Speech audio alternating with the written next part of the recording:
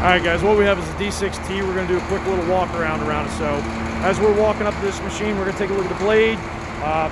Make sure that your cutting edge is not wore out. Make sure there's no cracks or anything on that. Working your way around the side here, look around the back side of this unit. Make sure there's no leaks on any of these cylinders. You're looking at hoses, any of this stuff here. You're making sure there's no leaks. Make sure there's no scratches on any of these cylinders or anything like that. So as you're doing this, you're just looking at everything as you're going through it. And as I take a look right here, I can actually see there's a real small nick right there in this cylinder. That could be a problem down the road where this thing actually starts to cut the seal and actually lose a little oil out of that cylinder. So as we continue working our way around this, we're going to take a look at our tracks, take a look at our tension here, make sure that we have the proper amount of tension. It should say in the book on this unit what your tension ought to be. So as we take a look in a little bit closer, we'll take a look underneath, make sure there's nothing that's leaking out of any of these. This roller here, make sure that's not leaking. And back here with your trunnion ball, your push arms, make sure these bolts are tight. How you're going to make sure they're tight is just basically you're just looking to see if you see any kind of gap in this area right in here in these spacers. Okay, there shouldn't be any kind of real noticeable gap in there.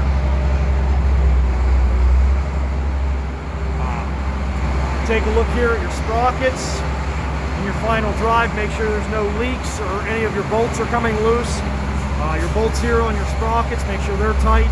Make sure your sprockets are in good shape. These are fairly new machines, so these are still in pretty darn good shape. You want to take a look in behind here, where you see that line right here, right in this region. You want to see, basically you're looking for any kind of leakage coming out of there or any kind of buildup of anything that could cause an issue. Basically you have, that's where your duo cone seal is, and you get a leak in there and you're going to have an issue with the final drives leaking oil out. So as we're moving our way around here, take a look, see if you can find your master link. So on this unit, take a look right here, and you see there's no gap whatsoever on this. There should never be a gap on any of this. This is one machined unit that fits perfectly together. So if those bolts are tight, there should be no gap. All right. So taking a look at the rest of this, make sure our rollers look like they're in good shape. All the caps and bolts are on as they should be. Working our way around the back side here. Take a look here as you're walking past the blue hose there with the cap. What you're seeing right there, that's a DEF fill point. So that's where you're going to put your DEF in. Right there, you have your fuel cap. Make sure that fuel cap is on, okay? Many times I find the fuel caps are off. We forget to put them back on or whatever the case is. Make sure your cap is on there. Right here, you have a nice little shovel holder for a track shovel. You can actually lift that guy up, set your shovel in across there, and actually fasten it down. That's a really nice thing Cat's done here recently in the last few years, is actually give you somewhere to put your shovels. So as we're looking at this set of rippers on this machine, take a look and see, okay, what kind of shape are they in. These ripper teeth are about brand new. They're in real good shape. Make sure when you're looking at this, take a look at these pins. Make sure they're not coming out. Take a look on both sides. You can see this one's sticking out a little bit on the one side. That's not a problem until it actually starts to stick out a little further than that. Okay. Take a look here with your shanks. Make sure your pins are in for your shanks. Make sure these cotter pins are in there so that you're not going to lose one of your shanks. Same thing over here with that unit. Take a look in back behind here. Your grease points. You have grease point here. You have a grease point up there. There's grease points for the lift cylinder right here and on the bottom of it as well. Take a look in here. You're going to have your grease fittings up here as well on either side. Make sure those get done. This is a common spot for dozers to actually gather up a bunch of dirt right in this area, and it becomes an issue. They like to not take grease after a little while if you don't catch them frequently. So as we work our way around the backside here, taking a look at these hydraulic lines, make sure they're in good shape. Once again, kind of looking at your tracks, making sure they're in adjustment is in spec. We're looking to see if we can find our master link. In this unit right here's our master link again. So one little telltale little thing that's going to help you find the master link if you're looking for it is going to be, if you take a look at these links, they all have holes in them. Your master link's going to be one solid unit, so if you see the solid link as you're working your way around, that's your master link point. On this side, you're going to have your hydraulic oil, so take a look in there. It's fairly clear, but you can see it is perfect right where it's at right now.